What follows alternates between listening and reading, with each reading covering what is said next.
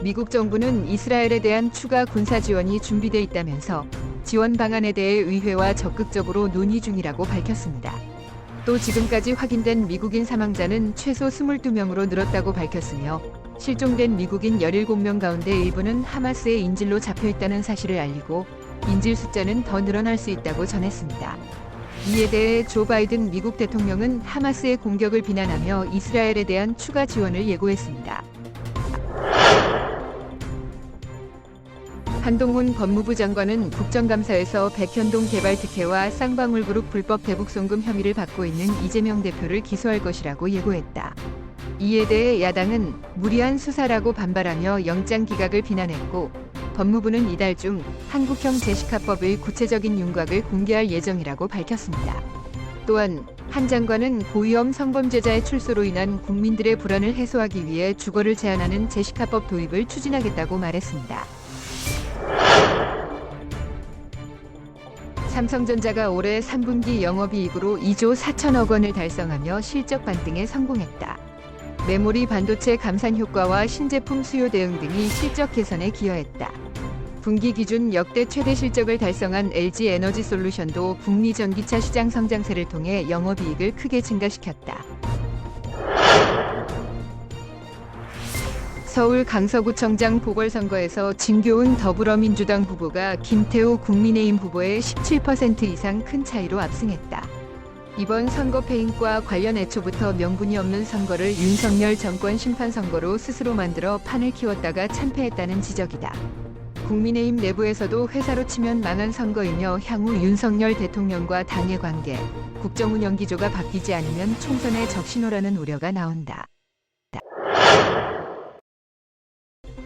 국민의힘 김성태 의원은 강서구청장 보궐선거에서 민주당 후보가 승리한 것은 집권 정당인 국민의힘이 용산 출장소의 이미지를 벗어나 정치의 본점으로 돌아가야 한다는 심판의 결과라고 평가했다. 김 의원은 또 국민의힘은 용산 출장소의 이미지로 인해 국민의 신뢰를 잃은 것이라고 주장했다.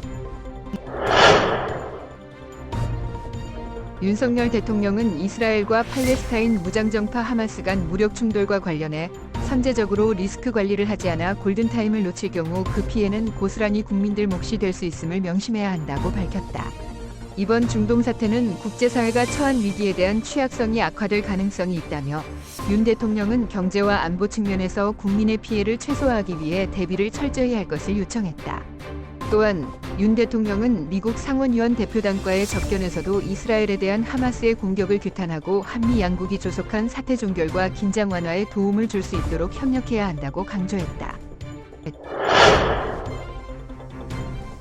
서울대병원과 경북대병원 노조가 임금 인상과 인력 충원, 공공의료 수당 신설, 의사 성과급제 폐지를 요구하며 무기한 파업을 선언했다. 이에 따라 병원 진료 기록 발급 창구와 체열 창구는 제한된 운영을 하고 있으며 환자들은 대기 시간의 급증과 불편함을 호소하고 있다. 두 병원 노조는 요구 사항을 받아들이지 않으면 계속해서 파업을 이어갈 예정이지만 의료계에선 파업이 오래 갈 가능성은 낮다는 관측도 나오고 있다. KB국민은행과 우리은행이 가계대출 증가에 대응하기 위해 주택담보대출, 주담대 금리를 올렸다. 이로써 최근 급증하는 가계부채를 억제하려는 목적이다. 특히 KB국민은행은 주담대 고정금리 및 신자네코픽스 기준 변동금리를 인상하는 내용의 공문을 발송했다. 이에 이어 우리은행도 주담대 및 전세자금대출 금리를 상승시키기로 결정했다. 하나은행과 신한은행도 대출금리 인상 방안을 검토 중이다. 이러한 조치는 금융당국의 가계부채 관리 대책의 일환으로 이뤄진다.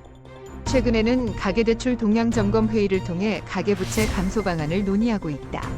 5대 시중은행의 주담대 잔액은 9월 말부터 지난 한 달 동안 2조 8,591억 원 증가한 517조 8,588억 원으로 특히 2021년 10월 이후 증가폭이 가장 크다. 한국은행이 발표한 국제수지 잠정통계에 따르면 8월 경상수지는 48억 1천만 달러로 흑자로 집계됐다. 이는 수입이 21% 감소한 가운데 수출이 7% 감소하여 흑자를 기록한 것이다.